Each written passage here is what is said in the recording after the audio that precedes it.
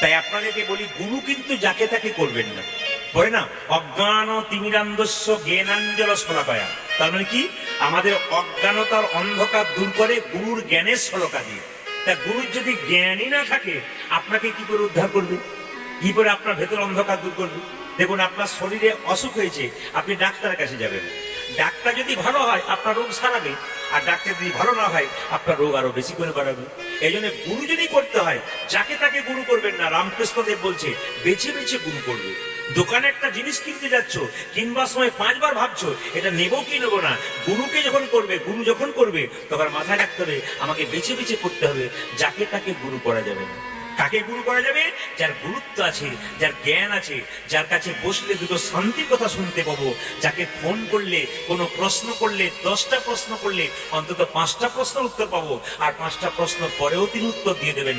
ইনি হচ্ছেন গুরু।